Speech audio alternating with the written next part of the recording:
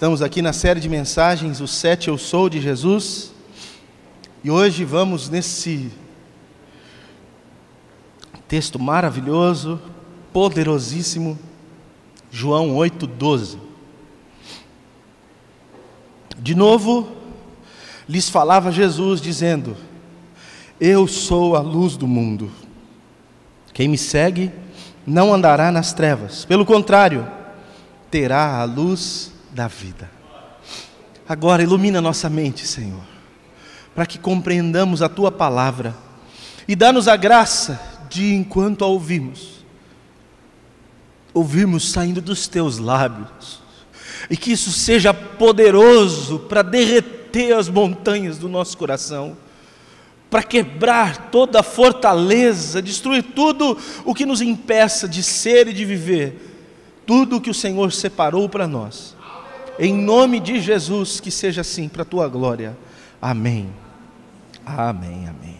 Este é um assunto dos quais eu mais gosto de falar. Então, obviamente, eu já falei diversas vezes a respeito da questão central deste texto aqui.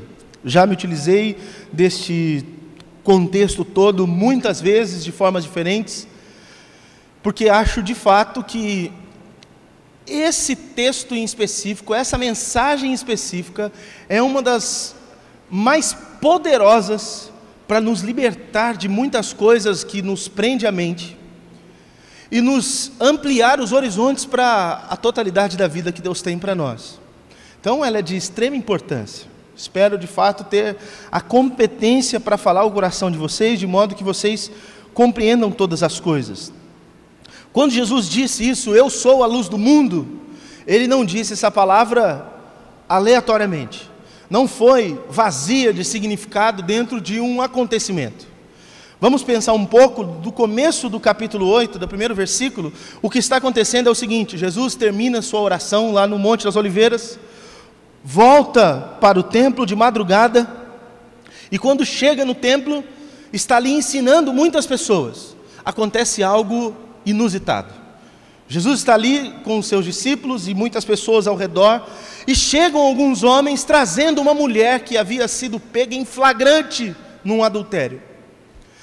Esses homens trazem essa mulher até Jesus, colocam-na diante dele e dizem: Senhor, a lei diz, e eles estão se referindo a Levítico capítulo 20, versículo 10, a lei diz que esta mulher deve ser apedrejada até a morte. Está escrito isso mesmo, Levíticos capítulo 20, versículo 10. Deve ser apedrejada até a morte, porque foi pega em adultério.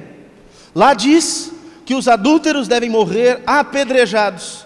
Lá está escrito: essa mulher tem que morrer apedrejada. E agora, o que é que nós vamos fazer? João entende que esses homens, quando levam essa mulher até Jesus, eles não estão querendo cumprir a lei, eles estão querendo colocar Jesus numa enrascada. Eles queriam pegar Jesus, porque vejam, Jesus estava o tempo todo contrariando o que os religiosos daquela época faziam e falavam. O que a prática, a praxis de vida daqueles homens religiosos da época era uma, e Jesus vem totalmente na contramão, e não só na contramão, mas acusando aqueles homens de estarem fazendo tudo errado da forma que faziam. Então aqueles homens traçam um plano mirabolante, uma estratégia fantástica, um estratagema para pegar, enredar Jesus ali numa coisa terrível para ele. Veja, trazem essa mulher e tem uma lei que diz qual é a pena para aquele tipo de ato. E colocam-na diante de Jesus. Bem, se Jesus fosse ser misericordioso como estava sendo, Ele diria: não façam isso. Não façam isso com essa mulher. E quando Jesus fizesse isso, Ele estaria indo contra a lei de Moisés. Indo contra a lei de Moisés, Ele não podia, segundo os religiosos, ser o Messias. Não podia ser o Cristo. Não podia ser o enviado de Deus, porque Moisés tinha sido enviado de Deus, trouxe as leis de Deus para o povo de Deus, e quem fosse contra as leis de Moisés não podia ser homem de Deus. Então colocam isso diante de Jesus, tipo assim: e agora, você vai falar contra a lei? Só que Jesus, se você quiser favorecer essa mulher para sair de bonzinho, você vai perder sua credencial de homem de Deus, porque você vai contra a lei de Moisés. Só que se por outro lado Jesus dissesse: bem, como a lei diz isso, mata mesmo, Jesus estaria dizendo: vocês religiosos têm a razão, vocês conhecem a lei, vocês trouxeram essa mulher diante de mim, vocês estão certos. E Jesus perderia a simpatia que estava tendo de todo o povo. Vocês entenderam a estratégia desses camaradas? Que maldade! E colocam essa mulher diante de Jesus, e Jesus dá uma resposta tão extraordinária, que desmonta todo mundo. Você conhece, né? Jesus está escrevendo com o dedo ali na areia, porque eles falam uma vez, Jesus não responde. Jesus agacha, escreve ali alguma coisa. Alguns dizem que o que Jesus estava fazendo era escrevendo os nossos pecados na areia, para que quando viesse o vento, aquilo seria apagado. Se fosse na praia, mas não era praia, ali era o templo, ao passar das pessoas, aquilo seria apagado. Mas a Bíblia não fala o que Jesus escreveu, não importa para a gente, né? Jesus fica ali agachado, escrevendo alguma coisa, eles insistem em perguntar para Jesus. Jesus fala assim: então tá bom, vocês querem cumprir a lei, aquele que não tem pecado, pode começar a jogar a pedra. Jesus não só saiu pela tangente, Jesus fez valer exatamente o que estava escrito lá em Levítico.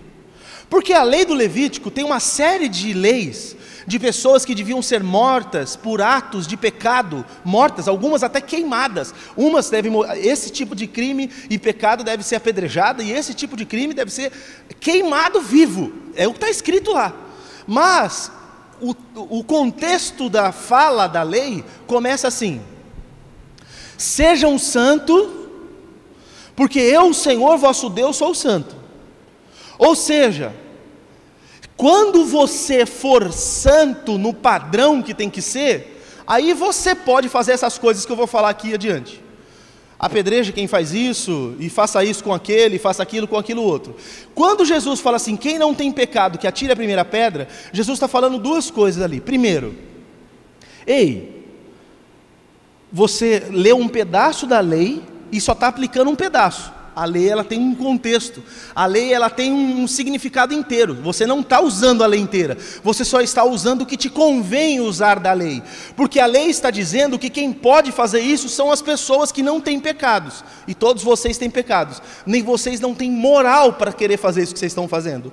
Segunda coisa, vocês só estão pegando da lei o que importa para vocês, porque lá na lei está escrito que não a mulher tem que morrer apedrejada, mas a mulher e o homem que adulteraram têm que ser apedrejados. Cadê o homem que estava junto com essa mulher? Se ela foi pega em flagrante, ela estava com um homem. E onde está o homem que foi pego também em flagrante? Por que vocês não trouxeram? Será que aquele homem era um homem importante da cidade? Mais um religioso do negócio, um homem que não podia ser exposto? Não sei, mas Jesus estava jogando isso na cara deles. Esses homens tinham uma maneira de interpretar a religião, uma maneira de ter uma filosofia de vida, uma maneira de interpretar a vida, e assim eles viviam. Jesus mostra uma outra maneira de se interpretar todas as coisas, e uma outra maneira de viver a vida. E aqui Jesus começa a explicar qual é esta maneira de ler, de ver, de perceber a vida, a partir dele mesmo. E por isso ele fala: eu sou a luz do mundo. Quando ele diz eu sou a luz do mundo, ele está dizendo: o mundo está em trevas, e tudo que se vê está em trevas. É só a partir de mim que é possível enxergar qualquer coisa. Sem o que eu digo e sem a minha pessoa, tudo que as pessoas conseguem perceber e assimilar está perdido e absorvido em trevas. Tudo que se pode realizar sem mim é apenas trevas. Porque vocês querem fazer o que é justo, vocês querem fazer o que é certo, mas toda a justiça que vocês têm é tão podre que vocês iam matar uma mulher dizendo que estavam sendo justos, mas vocês não podiam matar essa mulher, porque vocês não trouxeram nem o homem e nem vocês estão sem pecados. A compreensão de realidade, de vida, de existência, de como lidar com o sagrado de vocês, está limitado, porque tudo que vocês enxergam na escuridão, e na escuridão não se enxerga como convém. Se vocês querem entender a vida, se vocês querem saber como viver religião, se vocês querem entender como viver a vida de vocês, vocês precisam fazer isso a partir de mim, porque eu sou a própria luz. Eu é que faço com que todas as coisas fiquem tão claras que seja possível ver de fato como as coisas são. Jesus olha para aquela mulher depois e diz assim: onde estão aqueles que te acusavam? Eles não puderam te condenar? Aí a mulher fala: não, foi todo mundo embora. Jesus fala assim: nem eu te condeno, vai e não peques mais. Olha que coisa extraordinária, uma adúltera pega em flagrante, foi condenada pelos religiosos e pela sociedade. Eles não tinham critério para fazer isso, nem condições, nem moral para fazer isso. Aquele que tinha critério, condição e moral para fazer, ao invés de acusar, destruir a vida daquela mulher que errou, Jesus fala: você está livre disso, está livre de condenação, vai e não peques mais. Olha, irmãos, a nossa percepção de quem erra e de quem peca é tão ruim que nós só chegamos diante das pessoas com acusação, destruição e julgamento. Só que quando nós fazemos isso com as pessoas, nós não percebemos que nós estamos em falta e que por causa disso nós não temos a mínima condição de fazer o que nós pretendemos fazer. Nós conseguimos enxergar um cisco no olho do irmão, mas nós não vemos a trave que está posta no nosso olho. Talvez seja um engano de nossa parte que o que achamos que estamos vendo no olho do outro, o cisco, seja só uma ilusão do galho que está no nosso olho. A gente está olhando, está vendo um cisco lá, mas na verdade é só o efeito do galho que está no nosso. Ou nós queremos tirar o cisco do olho do irmão, e eu vou te dizer uma coisa: não é errado nenhum você querer ajudar o próximo quando o outro está errado. Mas se você estiver andando no erro, como que você pode ajudar alguém? Você não tem condições, porque a hora que você está com o olho obstruído, vai querer ajudar alguém a tirar alguma coisa do olho dele, você vai machucá-lo, e é isso que as pessoas fazem. Mas por que as pessoas fazem isso? Porque elas não veem a vida a partir de Jesus, elas não olham para as pessoas a partir de Jesus, elas não vivem sua religião e sua espiritualidade a partir de Jesus, elas vivem a partir de compreensões próprias, que estão entenebrecidas pela treva da ignorância. Nós precisamos olhar para tudo a partir de Jesus. Só que não acaba aqui essa história, porque não é a única vez que Jesus fala: eu sou a luz do mundo. Lá no capítulo 9, um pouquinho para frente, quando Jesus termina de falar essas coisas para aqueles religiosos e tudo mais, Jesus vai caminhando, e no caminho que ele está andando, ele encontra um homem que é cego de nascença. Capítulo 9, versículo 1 aí. Jesus vai andando, seus discípulos vão junto. Eles encontram um homem que é cego de nascença, versículo 2, e os seus discípulos perguntaram: mestre, quem pecou, este ou seus pais, para que nascesse cego? Olha a cena, Jesus está andando com seus discípulos, tem um homem mendigo no chão, nasceu cego, talvez até sem os olhos, está lá cego, esmolando. Os discípulos de Jesus olham para ele e falam assim: como vamos fazer para ajudar esse homem? Ou o que dá para a gente contribuir para melhorar a vida dele? Não, olha o interesse deles.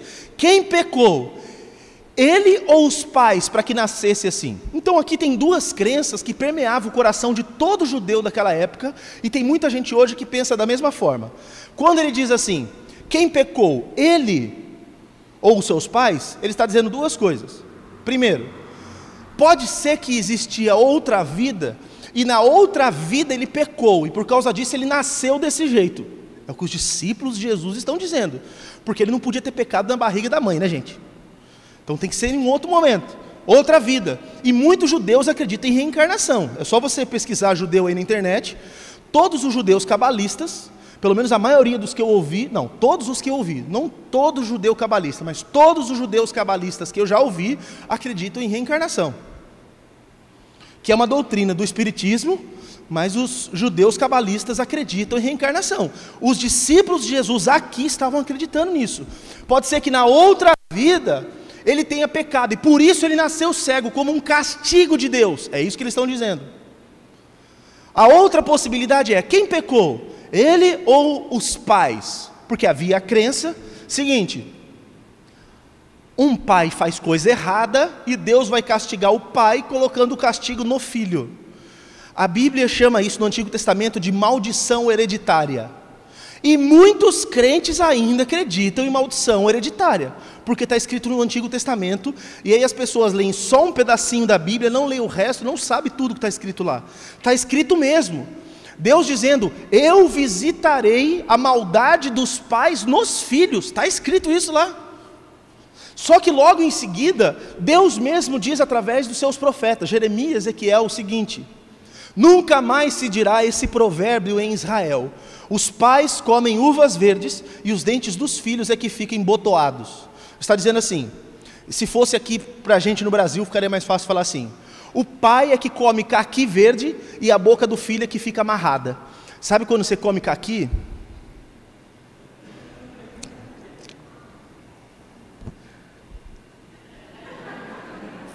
E a boca amarra?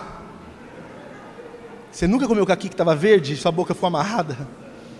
Vocês são pobres, vocês não sabem o que vocês estão perdendo. O caqui verde é uma especiaria dos ricos. Mentira, de pobre, que não quer esperar a fruta amadurecer e come verde. O que está dizendo é, os pais, não vai acontecer mais isso, os pais fazerem coisas erradas e os filhos é que vão pagar.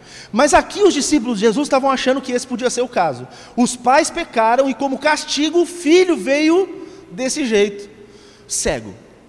Jesus fala, não, vocês não entenderam nem uma coisa nem outra. Esse homem está cego desse jeito para que nele se manifestem as obras de Deus. Em outras palavras, Deus permitiu que esse homem nascesse cego para que agora eu passasse aqui e fizesse o que vou fazer com ele. Porque isso não só o beneficiará, mas isso apontará para quem eu sou. Esse homem não é só um homem que pisou na terra. Esse homem virou um instrumento de Deus para demonstrar o Messias para o mundo. Muitas pessoas querem ser instrumento de Deus para demonstrar Jesus para o mundo, sendo um profeta como João Batista, pregando, apontando, esse aí é o Cordeiro de Deus que tira o pecado do mundo. Mas deixa eu te dizer uma verdade, há mais pessoas que mostram quem Jesus é com o próprio sofrimento do que com a pregação. Este homem demonstrou quem Jesus era através do sofrimento dele, a vida toda naquela vida que parecia uma desgraça, e naquele momento caído na rua e esmolando, passou diante dele o Deus de Israel, o Messias passou ali e fez um milagre extraordinário. Jesus disse naquele instante, ei, eu sou a luz do mundo. Vocês acham que é um problema um homem ser cego desse jeito? A cegueira que eu vim tratar é muito pior do que esse tipo de cegueira. A cegueira que eu vim tratar é a cegueira de mente, de coração de vocês. Vocês não entendem nada das coisas de Deus, vocês não entendem a vida, vocês vivem uma vida tão errada, tão equivocada, que vocês acham que nascer cego sem enxergar com os olhos é um problema. Para isso aqui não tem dificuldade, é só fazer isso. Jesus cospe no chão, faz um lodo, pega aquilo, passa no olho do cego, fala assim, agora vai lá no tanque, lava. Aquele homem vai lá, está perto do templo, lava ali no tanque, lava o rosto, quando ele volta ele está enxergando. Todo mundo fica assombrado com aquilo. Como que um homem que nasce cego passa a enxergar depois de velho? Como isso? Mas qual a dificuldade? Alguém me diga qual a dificuldade de um cego voltar a enxergar se Jesus fizer um milagre? Agora, qual é a pior cegueira? Não é essa. Porque é sobre isso que Jesus está tratando.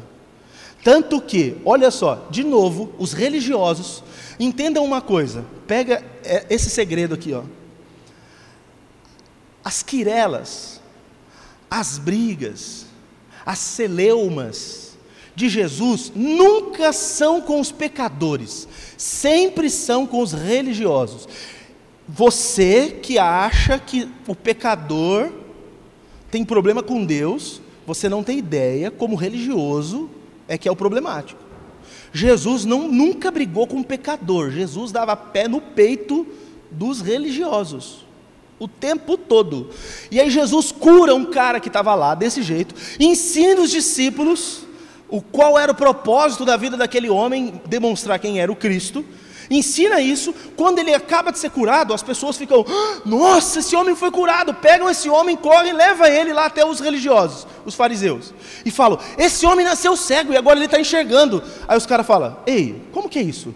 Você era cego e agora você vê? Conta pra gente essa história. Fala, eu sei que eu não enxergava, mas agora eu estou enxergando, porque o homem veio, passou um negócio no meu olho, mandou me lavar no tanque, eu estou enxergando. Mas quem era ele? Ele fala, não sei. Mas que acha que ele é o quê? Eu acho que ele é um profeta. Não é possível, esse cara deve estar mentindo. Vamos lá perguntar para o pai e para a mãe dele se é verdade. Chama o pai, chama a mãe dele lá no lugar de entrevista, interrogatório, e falam, e aí, seu filho de fato nasceu cego? Nasceu cego. Aquele ali é o seu filho? Isso, aquele ali é meu filho. Mas ele era cego mesmo? Sim, era cego mesmo, de nascença. Por que assim? Ele era cego? Não, agora ele enxerga. Como que ele passou a enxergar? Não sei, ele é maior de idade, pergunta para ele. Não quero nem saber, porque os pais estavam morrendo de medo. Não quero nem saber, pergunta para ele. Eu só sei que ele era cego. Se ele está enxergando agora, pergunta para ele. Aí os caras chamam ele de novo, falam assim, não, vem cá, conta de novo essa história. Se era cego mesmo, agora você está enxergando. E o que ele responde? Mas vocês estão perguntando tanto assim, por quê? Vocês querem ser discípulo dele também? Aí eles ficam doidos. Nós somos discípulos de Moisés. E você aí vem querer dar uma de gatão para cima da gente, quer ensinar as coisas para a gente, você é pecador desde o seu nascimento, porque eles achavam que quem tinha doença era pecador, lembra? Ou o pecado da outra vida, ou o pecado dos pais. Você desde que nasceu é um pecador, e está querendo vir ensinar a gente, você não entende nada, quem entende é a gente. Aí fala, poxa vida, são vocês que entendem, vocês não sabem nem de onde ele é, vocês estão perguntando tudo a respeito dele, vocês sabem tudo e não sabem disso? Isso é simples. E esse cara fica meio que foragido. E quando esse homem vai mais para o canto, Jesus se encontra com ele e fala assim, e aí? O que você pensa sobre o Filho do Homem?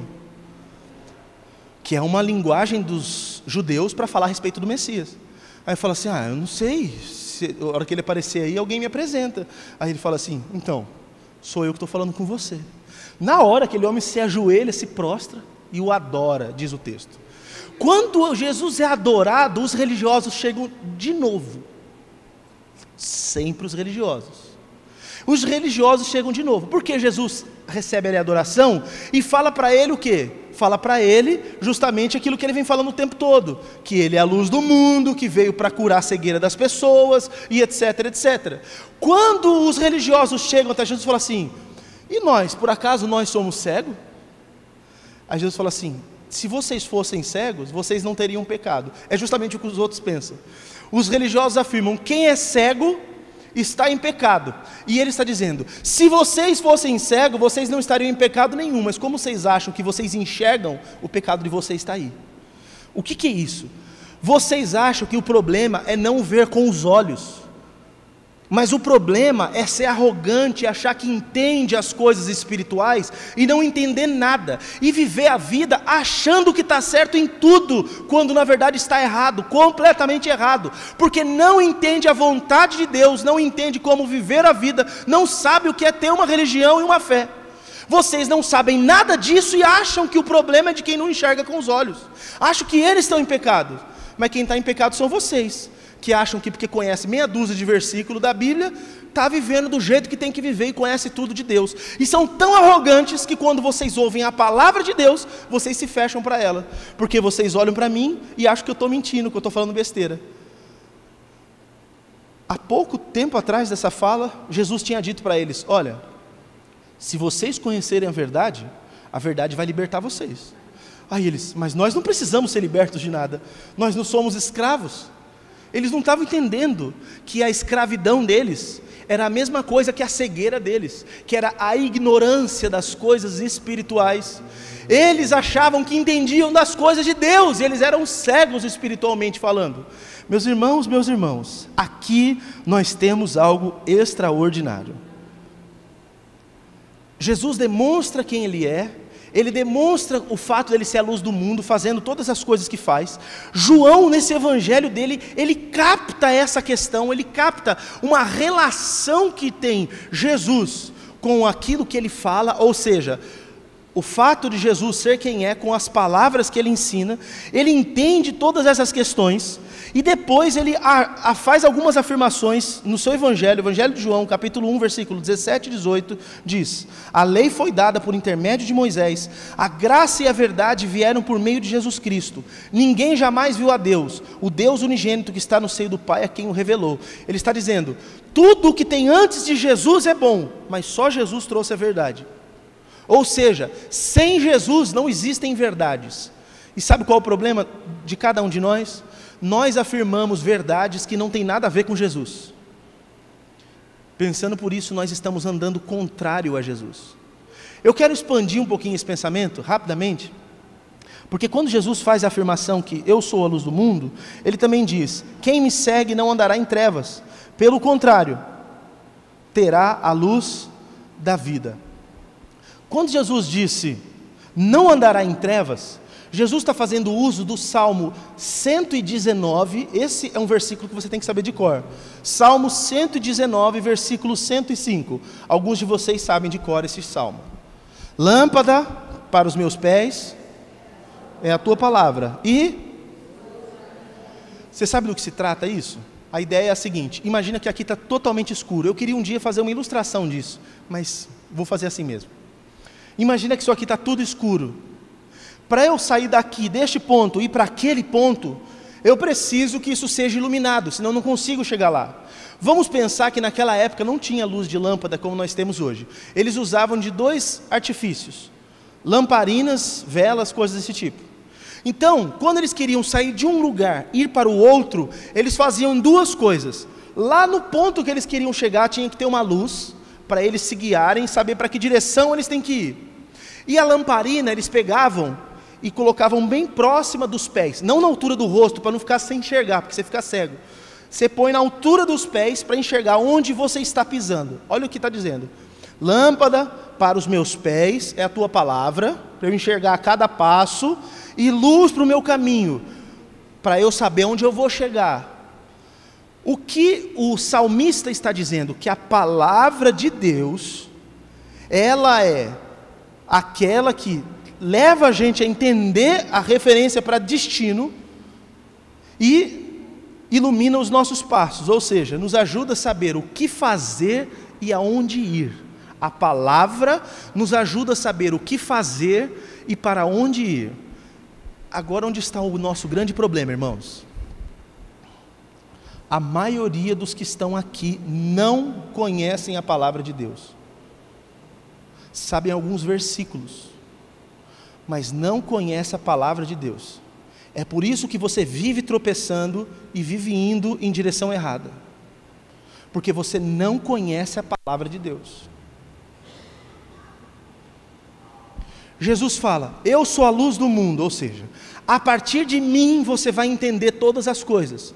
A partir de mim como? A partir de quem eu sou e a partir do que eu falo.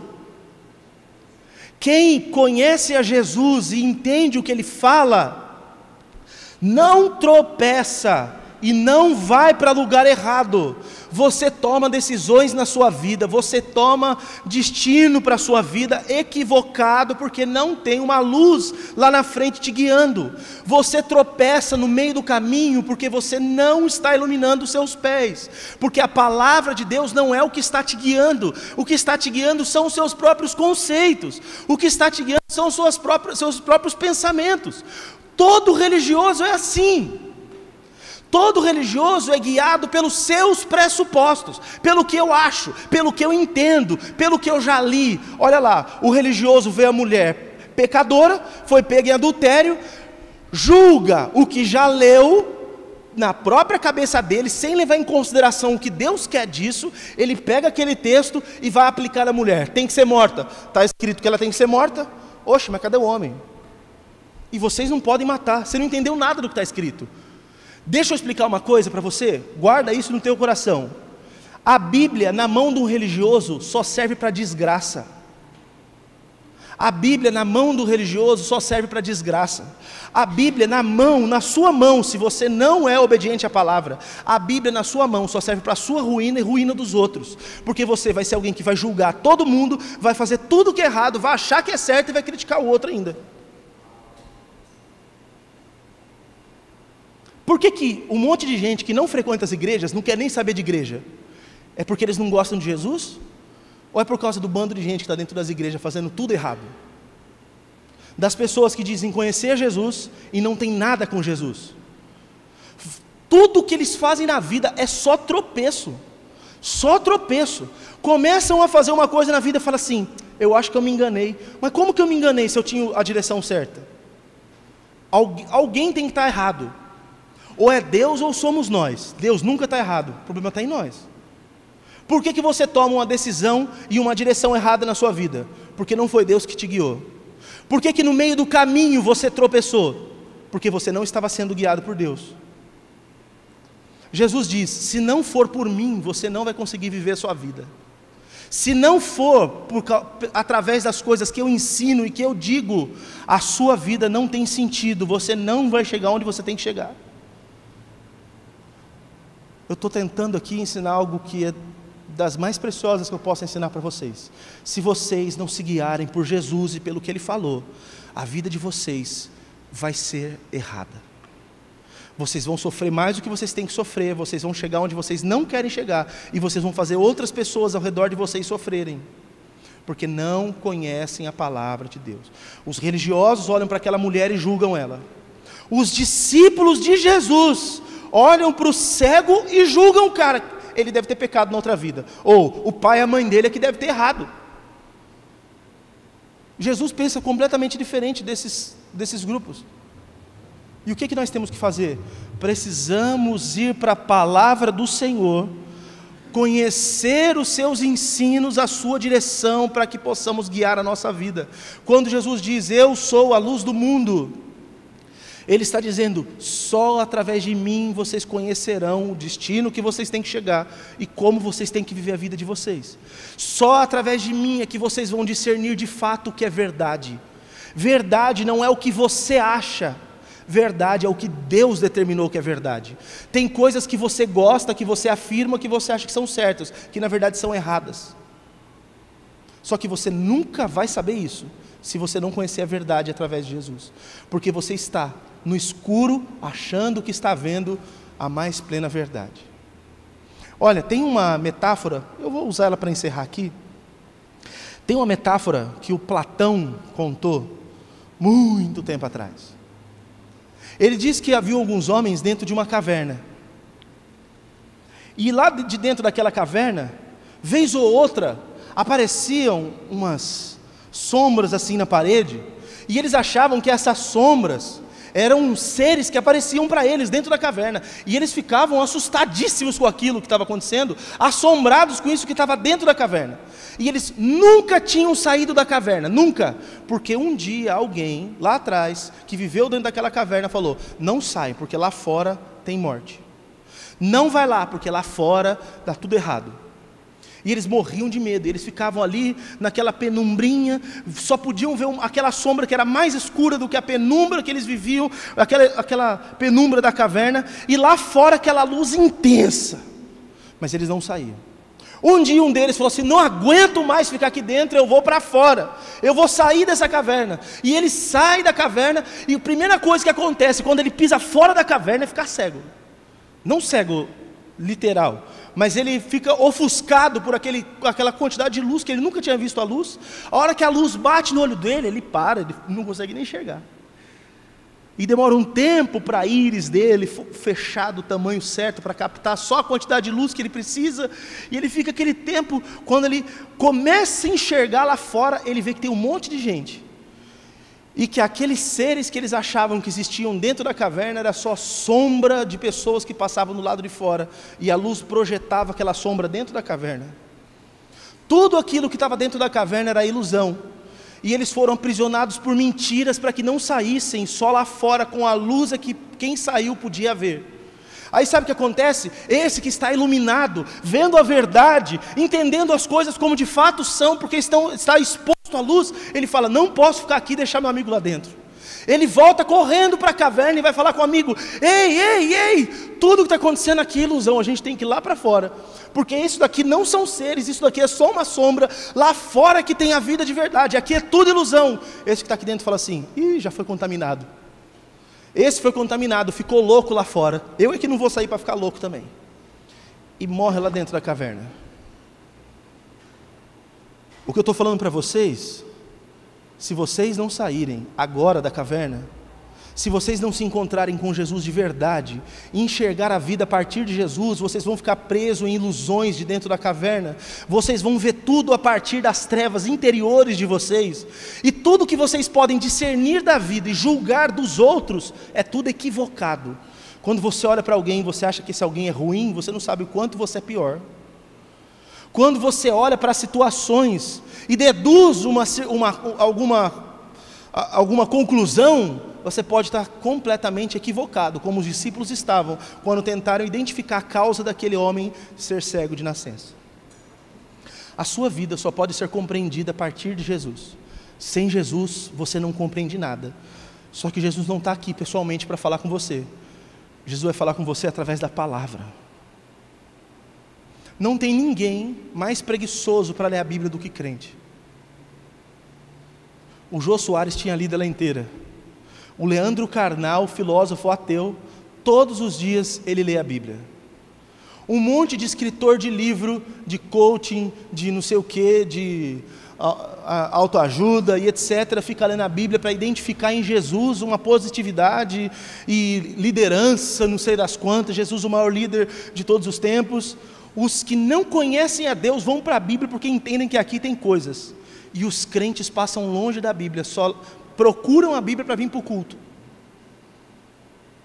Isso vai ser diferente a partir de hoje, porque você precisa enxergar a vida como de fato a vida tem que ser enxergada, e só é possível fazer isso a partir de Jesus, não a partir dos seus pressupostos, sejam eles filosóficos ou religiosos. Amém?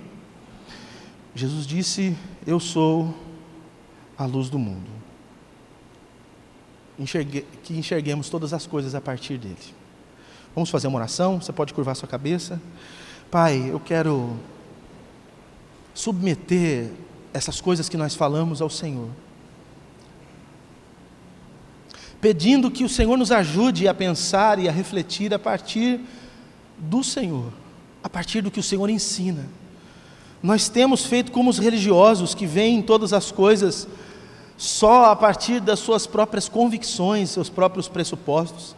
Sabemos meia dúzia de versículos e achamos que isso é suficiente para a gente julgar o próximo, para a gente discernir a vida, para vivermos e tomarmos as decisões, e por isso tropeçamos, por isso não chegamos no destino correto, por isso nós nos relacionamos tão mal com o mundo e com as pessoas, porque não fazemos isso a partir do Senhor.